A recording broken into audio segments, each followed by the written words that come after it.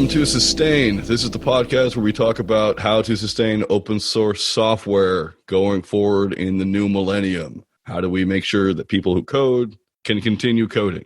This is very similar to our previous podcast, Sustain Our Software, SOS. Before I begin, I just want to say that we're really grateful to what DevChat had enabled us to do using their platform. Unfortunately, some of the people at DevChat didn't come out in the right way that we saw on Twitter to help minorities and those underprivileged in tech. And we decided that we couldn't be on that platform anymore. So we're now moving Sustain to a new podcast called Sustain, as I said a few times now. It's basically the same thing. It's just no longer hosted by DevChat. If you want to have more discussion of that, feel free to get in touch with any of us, and we'd be happy to talk to you about it.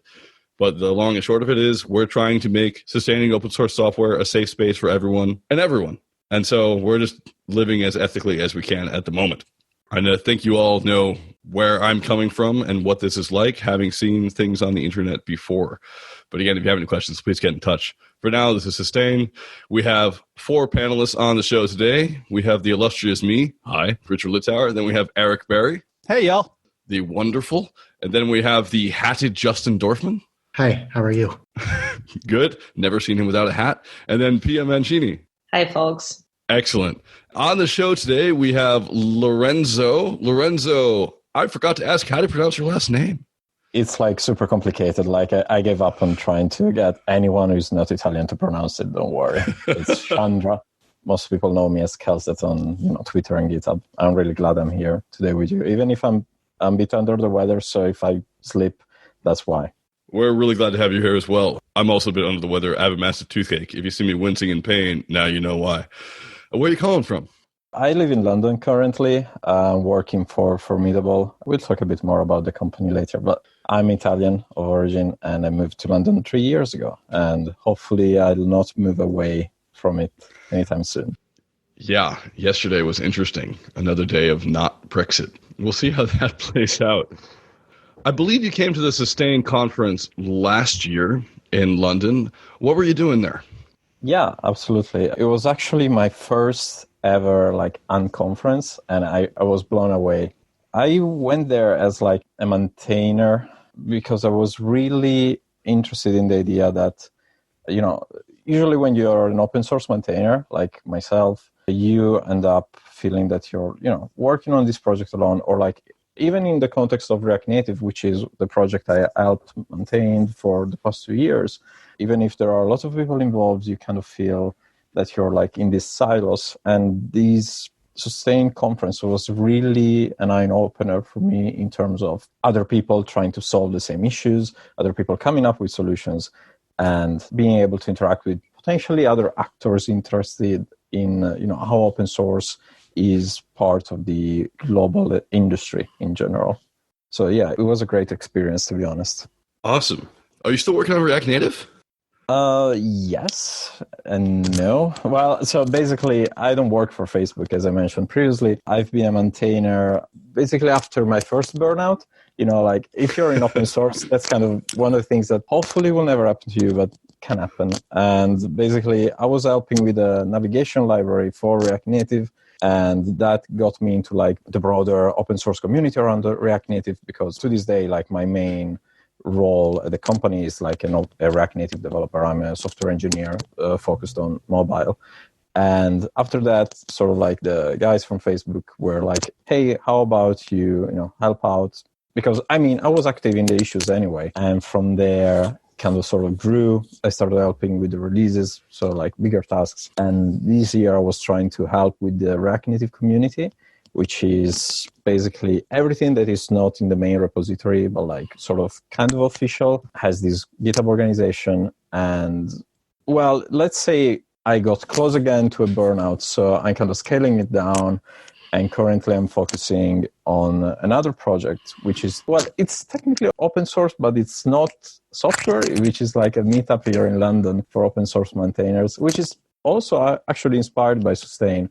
And I talked with Justin about it a few weeks ago, because I find really interesting and important to have the possibility for maintainers to meet and talk with each other outside from, your silos. How did that first meeting go? That was one of my questions I was going to ask you. It went well. I mean, I was super stressed out. Like, we're going to do more like once per quarter probably. But the kind of stress that an event brings to me it's impossible. But it went well. Like, in terms of turnout, we got like 70%, which is still, I think it was 20-ish people.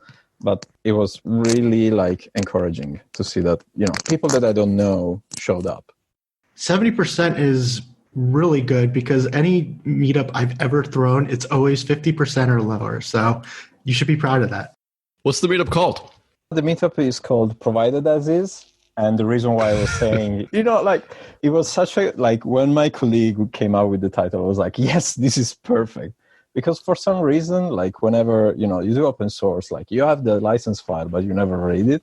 So you never realize that one of the first lines is like, this software is provided as is. So like, that's one of the things that when I was at Sustain, talking with Mike McQuaid, which is like one of the best open source people I've ever known, he like opened my eyes on this concept of like, you don't need to feel compelled or like, you don't need to stress out in helping other people because your license says that it's provided as is.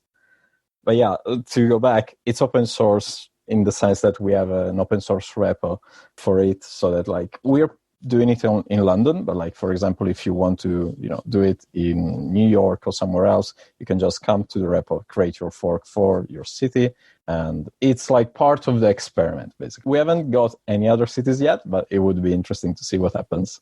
It just hit me. The name of your meetup has a lot to do with your famous, I thought I understood open source, I was wrong on Hacker Noon, which those who haven't read it, it's brilliant. It's got like 8,000 claps because it's still on Medium. But I think what's interesting is provided as is kind of goes with the quote, hey, look, I did this. If you want to use it too, here's how. I did it in a way that would fit my needs, but use it as you'd like. Is that kind of where that came from? Yeah. Oh my God. I completely forgot about that article. Yes. Actually, that was my way of processing my first burnout. It was literally like after the first burnout, before I restarted doing open source. And I think that overall, there's a really huge gap in perception, both from what we call open source consumers, which is like, oh, well, this is free. I can just use it. And the issue section of GitHub is my ticketing support system. And on the other side, from the maintainer's point of view, there's this idea that, well, I've given something to someone, so I'm responsible for the way they use it. And like what I was trying to capture in that article in particular was this other aspect of like, no, it's actually just there for anyone to use, exactly like as the title provided as is. Yeah.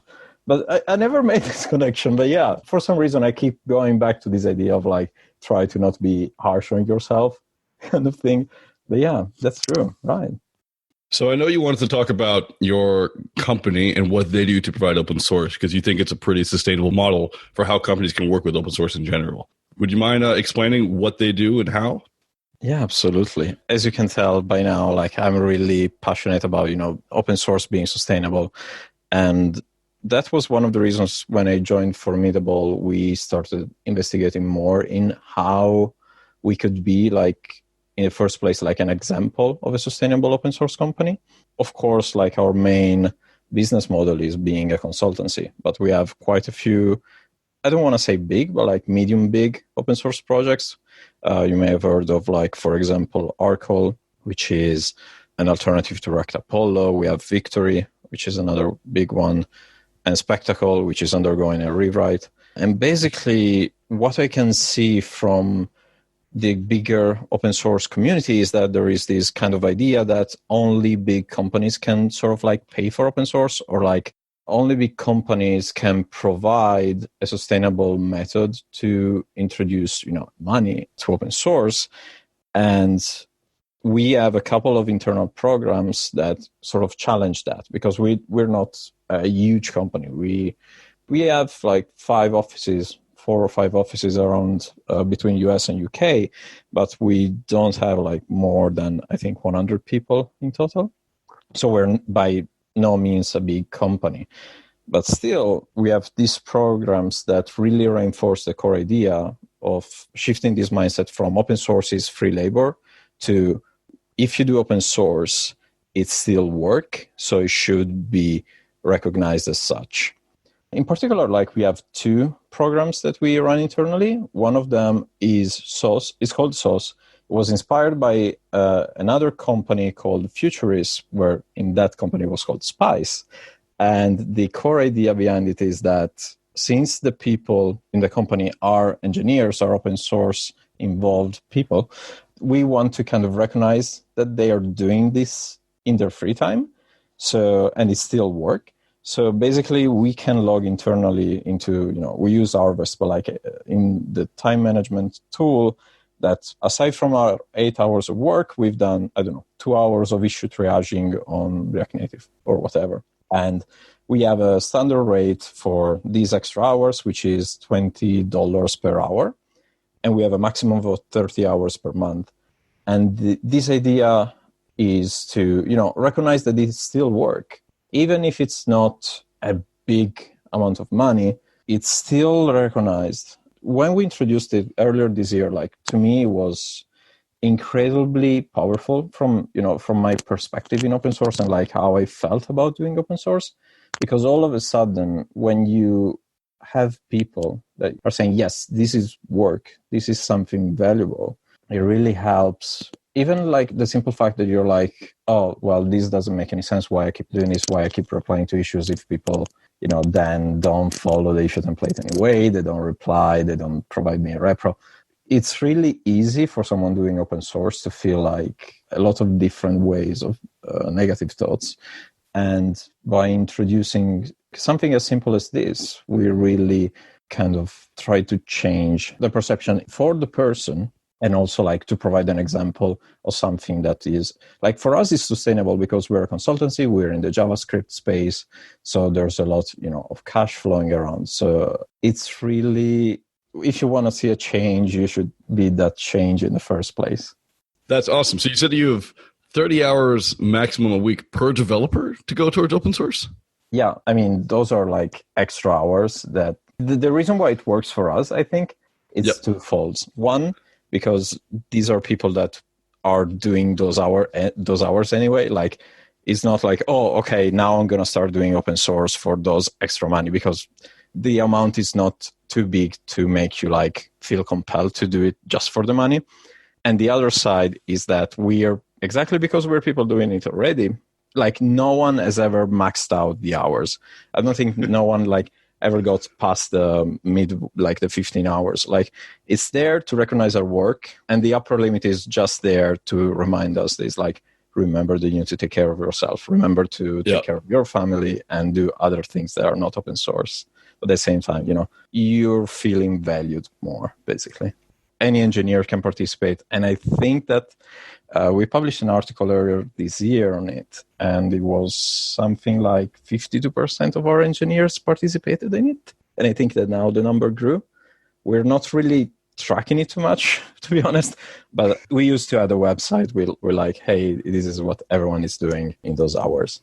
I guess my question is, as a business owner, what do you see the benefits outside of the altruism and the giving back to the community? Let's say you wanted to sell this to another company to integrate this type of idea into their flow. How would you sell that to a business person who's very much more focused on the profit and making sure that revenue is coming in and all of that? That's a good question, to be honest. I would say I would provide them with two reasons. One, if the company is in the technology space, if it's in any way involved with technology. So if you're a startup doing an app or any kind of company that works in the industry of technology, there's a brand value that you get by being a good open source citizen, which is like something that most marketing people really seem to understand. Like they can see the value of open source equals good. And usually that's something that you want your brand to have. And the other aspect of it is that it really helps, first off, keeping people in your company, because you can, as a person with this kind of programming, you really feel that your company understands what you want to do. Even if it's not strictly work, they still support you. So it should help retain and also like hiring. surely like a company like Formidable, by providing these kind of options, these and like the fellowship, it's likely that we can attract more people and people that are really sharing these values with the rest of the employees. That's super cool. Have you, or is Formidable considering maybe extending this program for contributions from others, not necessarily their employees, to projects that you depend on? So, for example, if you want some things to be built or fixed or patched, or some, to grow the community around a project that is core to what you're doing, like if you've thought about the idea of doing like bounties or extending this program beyond that, or you think that this is kind of strictly for employees, which is great. I'm just wondering if you thought about it. As far as I know, no, we don't usually have bounties. The reason for that is that we tend to, if we have a problem, we fix it in the first place. Like we are active in open source anyway, so we might just as well, submit that PR. Like we recognize the value of that as source hours, or also because like we have flexible hours, like we're not standard 9 to 5. So for example, if it's like midway through the morning, you're like, oh, you know what, I need to fix this, but I need to fix it in the project I'm using for work. There is no one stopping you from saying, okay, I'm going to take an hour. I'm going to use that hour to work on that open source, and then I'll add that hour of work at the end of the day kind of thing. Right. We're expanding it in kind of a different way. What we're doing is actually through this other project called the Fellowship. We're basically enhancing the possibility of us doing open source by a proposal process. Basically, every quarter, anyone in the company can submit an idea, and of course, he needs to pitch and explain why this idea is a valuable open source project for the company. But if you kind of win the selection for that quarter, what you get is up to 6 weeks not working for the client, just working on this project full time with the full pay. And it's basically the first step that takes that project into like our set of projects that we maintain, because we have also a structure for how we maintain our own projects, which is another topic. But yeah, like we really wanted to have this project in the first place, like the source pro, to motivate people and like provide value. But no, we're not looking into bounties or external, as far as I know. And have you launched the fellowship program already? Yes, we've already done the second, like we finished the second round of submissions yesterday. And basically the only minor thing is that, of course, we need to balance that out with the clients we're working for. So even if you win the fellowship, it's not like, okay, from tomorrow you drop everything and you get your 6 weeks. So as far as I know, the first winner was already supposed to start this December, but he kind of won the application process back in May. So we kind of have a bit of a delay. So we're still not in the phase where we have tested the whole flow, but we have completed 2 cycles of the proposals. And it's interesting because we are still finding a bit things that we need to tweak, like, for example, the fact that these projects needs to be brand new, or that it's only like one person kind of projects. We tested having duos working on the projects, but of course then things become more complicated. So we're still tweaking it a bit. But I think that overall, again, it's another topic where we've tried to come up with a good idea.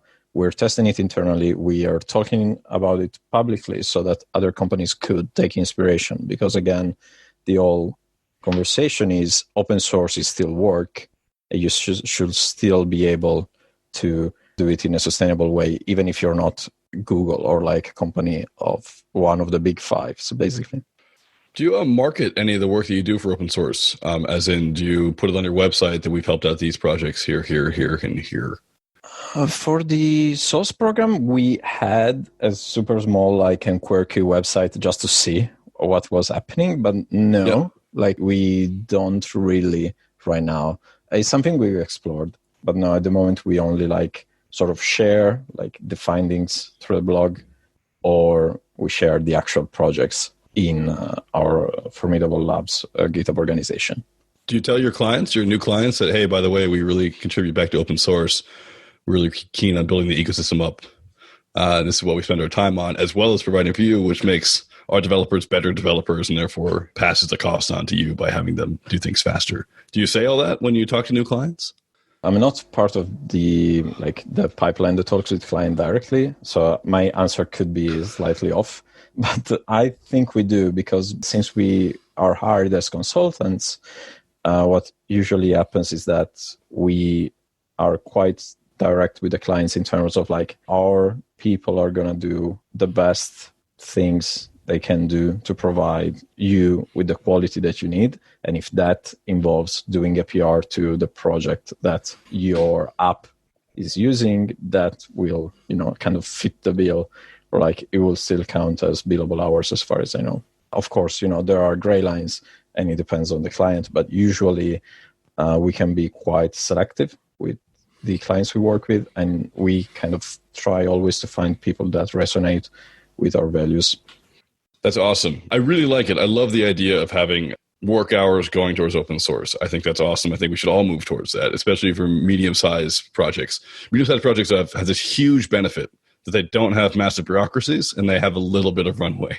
Small projects are where it's really hard to contribute back because you're strapped for time and you're strapped for cash. And large projects are almost impossible. It becomes a political thing. Can I do this? Well, I have to talk to my manager, and he has to talk to his manager, who has to talk to his manager, who has to talk to his manager, who has to talk to Bezos. That's like, whoa, too much going on. And so I love that you're doing this at your company.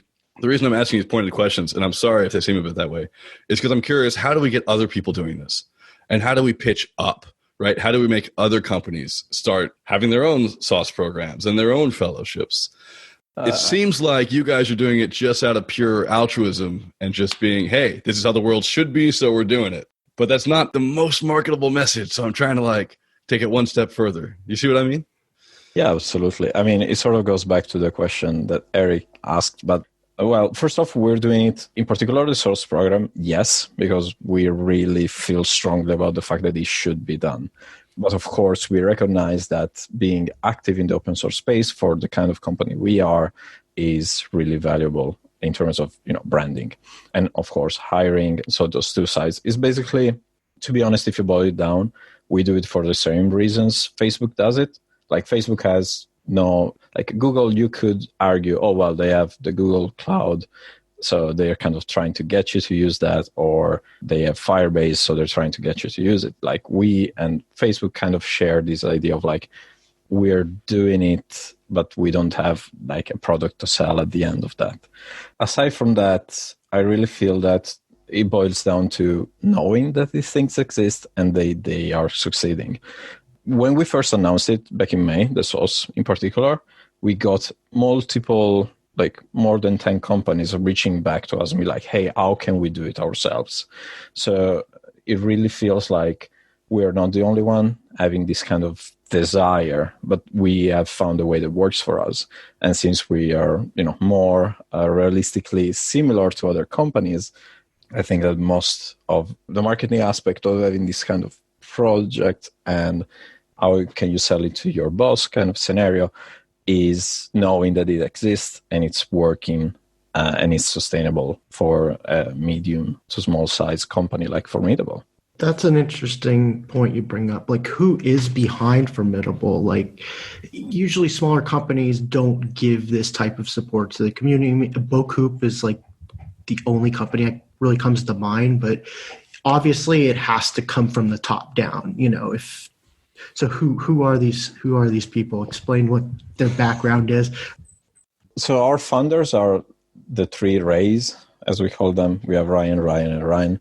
Three Ryans, sorry. But yeah, Ryan, and Ryan.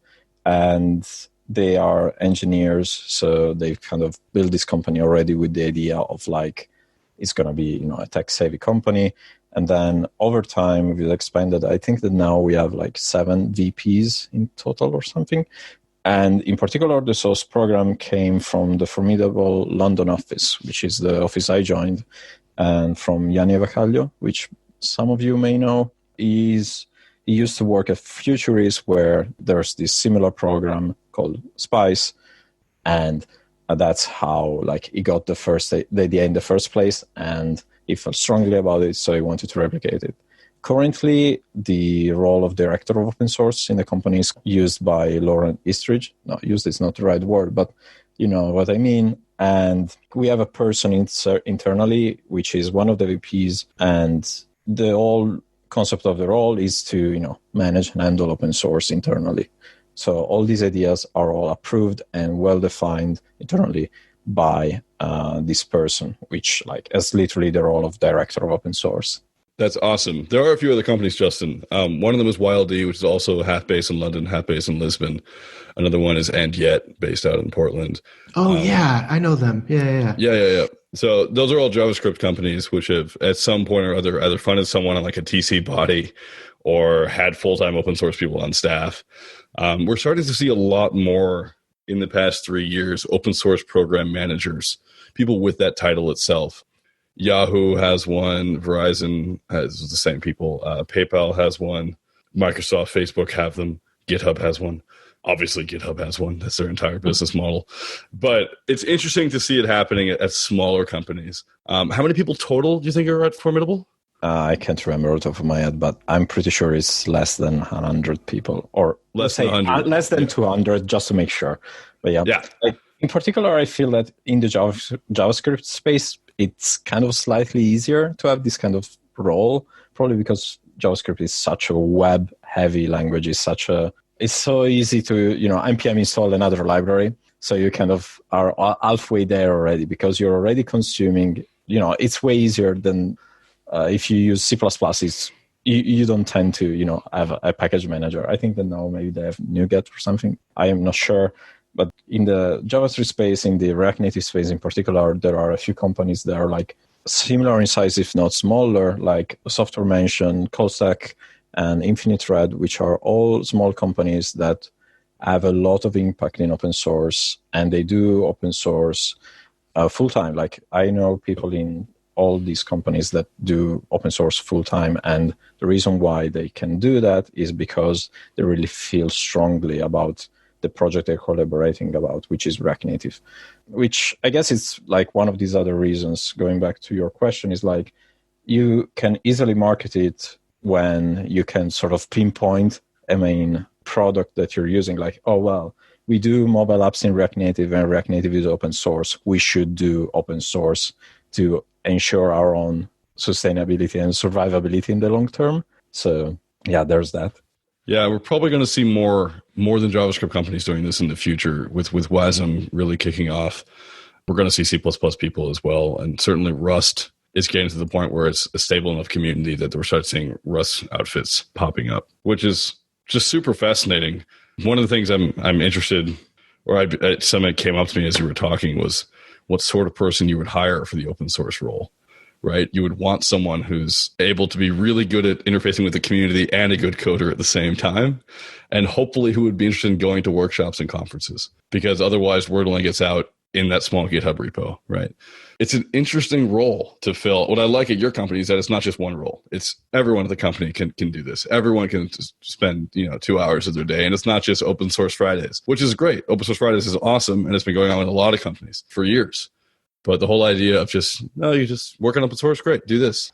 I was wondering about the kind of contributions from your larger community to your projects, right? Is that something that you focus on, or how do you, garden that community? Because it's not only about like the Formidable team giving contributions or making contributions to open source projects they like or use, but also helping others contribute to your own projects. So do you have anything about that, or how do you manage that, or like an on-ramp?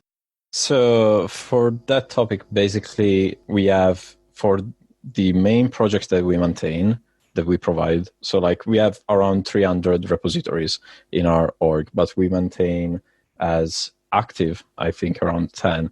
And we have a clear taxonomy of projects. And for those active ones, basically there's a person which is called the core contributor from Formidable. And that this person gets 8 hours per month to dedicate. They don't do client work in those 8 hours. They log those hours as standard hours, but they dedicate those to, replying to issues, PRs, and overall grow their community for that project. we have a set of guidelines that all the core contributors follow. We try to provide them with all the help that they need. And when it comes to external contributors, usually what happens is that first off, we really appreciate all that they're doing, and we try to make them feel part of the project, because that's one of the things, if a person opens 2 PRs, it's likely that this person knows the code base almost as much as you or something. And so we try to grow the relationship there. We invite them to, at least, for example, in terms of authorizations for the project, we usually invite people to have, the right access after a few PRs. And also because when a project is not active, it's either in the stable class, we call them, in the stable class, which means that we will, help if needed, but we will not likely work actively on those, or we archive them. So sometimes on the archived ones, we may consider the option of giving to the most active contributors. Also, one of the things that we do is to use that as a pipeline for hiring in a way. So I remember, I think one of the people that joined our team recently was super active in Arco and is still doing a lot of great work there. But surely we try to use that also in a way to find potential candidates. We don't have a reward scheme for now, but I know we were talking about finding some ways to reward, not just with comments, with at least some swag. That was one of the things we started to talk about. I think that Gatsby was one of the first projects that started, what was it like? It was sending socks, I think. And now they have a merch store and everything. So we were kind of trying to get inspirations from them to do something similar. It's really cool. Actually, Open Collective, when we started our bounty program and we started thinking about how to, the kind of things we can do with our contributors and how to acknowledge their work and all of that jazz, we took inspiration from Gatsby as well. It's a really cool.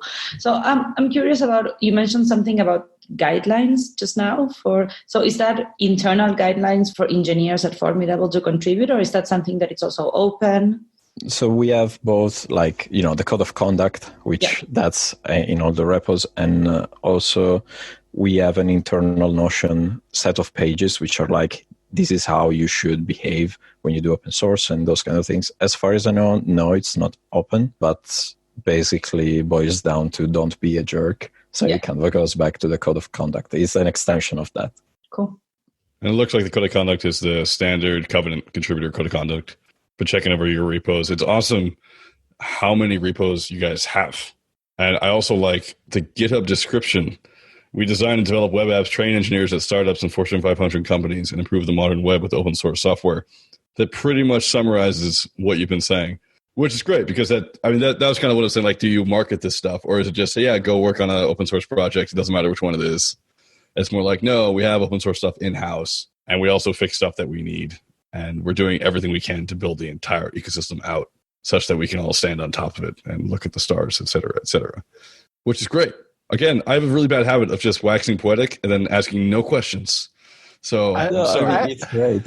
It's great to hear positive feedback anyway. Sorry, Eric. No. I was reading over a lot of the documentation beforehand, and one of the things that I saw on the fellowship, or maybe it was under the SOS program description, but there's something that you wrote, and I'm just going to read it real quick. It says, we need to acknowledge that most of the meaningful progress in open source communities happen outside of office hours. And if we truly value the open source ecosystem and believe that it will work, that the work we do has a positive impact, we need to recognize and reward people for this work. I really love that you point out that the meaningful work is done outside of work hours. Can you elaborate on that? Yeah, I think that quote comes from the source article that Yanni wrote, and overall it really, synthesized the whole concept of it, because there are a lot of open source projects, famous ones like, for example, OpenSSL, curl. So many of these projects are side projects for the person. They're not their main job. And this is kind of the culture of open source lately. There's a whole part of doing open source currently, which is, you do it as a side project. You do it as a way of marketing yourself. And that kind of exploded with GitHub, but also created this whole perception that open source, even if it's important, is not sustainable. And we kind of want to shift that, to be honest. Yeah, I mean, there are so many stories over the past 20 years about open source projects that are like massive and everyone uses them. And then you find out that it was like one guy doing it at 3 a.m. in the morning just because he liked it. And while this is great, and we need to recognize that that's how some people like to do open source, because some people just don't want to get paid. They just want to do what they want when they want. We should also try to avoid everyone mimicking that example, because sometimes it can lead, to burnout and or other kind of issues. It would be interesting to take the data that we already have, which is commits and pull requests, and actually graph out the local time of day for these maintainers and contributors to really kind of get proof behind the statement. I do believe that the majority of the progress is done outside. I run CodeFund, and I talk to a lot of people who are wanting to get funding for their projects, but I also face a lot of people saying that you're wasting time, this shouldn't be funded, this should be funded through the companies, and companies pay for open source, and that's just how it is. And I think that it is important to acknowledge that companies pay those developers to work on things that make the company money during the workday, during the work hours. Yeah, they don't really care about the dependencies under the dependencies. It's just Kubernetes. It's just like, yeah, we'll join the Kubernetes Linux Foundation, and we support open source. So it's, yeah. I think you could probably extend the whole idea of office hours to the whole ideas of laboring for someone else versus laboring for yourself, right? A lot of the meaningful work in open source happens when you're laboring for yourself, when you're interested in a project and you have a bug and you decide to put in time to actually open an issue or open a PR or talk to the maintainer. Whereas most office hour work, as we traditionally call it today, like the 9 to 5, right, is when you're producing for someone else. It's basically wage labor. This is a really old idea. And again, I'm totally erring on the fact of like Chomsky, which is, I'm that guy on this podcast. But basically the good stuff in open source happens when you're not doing stuff for wage labor, but you're doing stuff for your own inherent need. And that's actually the good stuff of humanity in general, which I think it's awesome that you guys have that in your thing. Not saying that you quote Chomsky and Marx in your thing, but, it's basically the same. I really like that. This has been an awesome conversation. Where can we find out more about Formidable? Well, we have a website, formidable.com, and you can find probably in the show notes all the links to the blog posts we mentioned. We're also, of course, on Twitter and everywhere else. If you want to reach out to me directly, my DMs are open on Twitter, which is not super common, but it's at Calset, just like GitHub. And you can find more information also on our GitHub. Awesome. Is there anything else you wanted to really slip in at the end? No, nothing in particular. Okay. It was great. It was great talking with you all. I really appreciate you guys doing this work, because a lot of open source is about talking about the problems and trying to figure out ways. So keep up the great work. Thank you. We're not quite done yet. This is the part where we actually also push it forward. Under DevChat TV, we used to have a thing called Picks, where we choose 2 or 3 things which we had read or seen throughout the week and talk about them. Now that we moved to Sustain and just Sustain, I think that we're going to do something different called Spotlight. Eric, this was your idea. Do you want to talk about it? Yeah, I think that the reason that we're all here is to continue to grow and sustain open source. But part of the biggest problem that I've found is that people are not aware of these small projects that might be really important to the individuals. So, for example, I was looking through, we're a Rails project, and I was looking through my gem file, and I'm like amazed on how many of these projects are being maintained by 1 or 2 people out there. They are but they're a core part of our application, which generates money for us. So the idea is that I would like to draw attention to these projects that we use, kind of the unsung heroes of open source. Yeah, I think we should draw attention to them. That is awesome. So what we're going to do from now on is basically link 1 or 2 projects which we've used. Eric, do you want to go first? Yeah, I'll go first. So I'm going to link one project today, and it's something that I've been using for years. And we use it right now with CodeFund for our multivariate ads. So our advertisers want to run multiple ads on a single campaign, but they want those ads to compete with each other.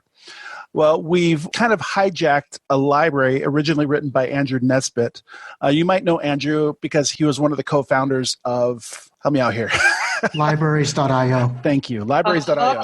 Octobox. He's a And co-founder of Octobox. Yes. Okay. 24 pull requests. The guy's amazing, right? So he wrote a library called Split RB. It's a way for you to utilize Reddit on the back end and do A/B testing or multivariate testing on anything. So the typical use for that would be to say, we're going to have a website in Ruby and we're going to have 3 different call to actions, and it'll swap them out and give you statistics on which ones are more effective. Well, we hijacked that library and we're now using it to actually run our multivariate solution on CodeFund. So I just want to thank Andrew and all the contributors on that project for working on that. Yeah, so that's mine. Thank you so much, Eric. Justin, you got anything? Yes, Xmake. It's a cross-platform build utility based on Lua. The maintainer's name is Ruki. He's from China, and he's just like the nicest dude I've met in a while, and very passionate about his projects. And yeah, I just shout out to Ruki and his contributors because he's definitely doing really great work for the Lua community. Awesome. Love new communities that aren't JavaScript. Sometimes I feel like I live in a bubble. Pia, what do you got? So I have Open Source Diversity, which is a community of folks that are working on diversity and inclusion in free and open source communities. And they have this website that is pretty cool. They pull together a lot of resources on this, from projects that are supporting underrepresented groups to projects that are like mentorships or fellowships that are working on that, spaces, the open source the covenant, your first pull request that helps you make your first pull request, or a list of projects that have up for grabs issues. So it's a really cool community. They do meetups. You can also join their forum. And yeah, big shout out, is their work is very important. Open source diversity. Thank you. I'm going to mention the Contributor Covenant, and specifically a project. It's a small module. I co-maintain it with my buddy Simon Ben-Sinjian, who started it.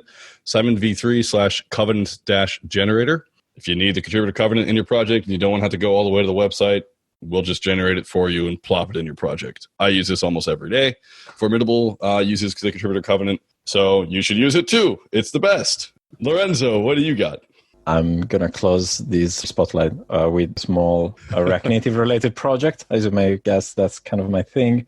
It's a project in the React Native community called Upgrade Helper. It's actually not a React Native app. It's not a React Native library. It's a web app that people use to basically see the changes between releases, because React Native is known for having a lot of breaking changes between releases. And we really, really needed a tool like this to, help visualize all the changes that you need to apply in your code. And this is a project all completely maintained by 2 awesome people from the community, which are Lucas and Pavlos. And they are creating their small community for that project in particular, which is super, beginner friendly. So if you're in the React Native space, but you want to try, some React, that's a repo you should look for. Thank you so much, Lorenzo. It was great having you on the podcast. Everyone follow him at Kelset on Twitter. That's Kelset. See him around the web. If you're in London, go to Provided As Is. It sounds like a really great meetup. And see you all next time. Thank you so much.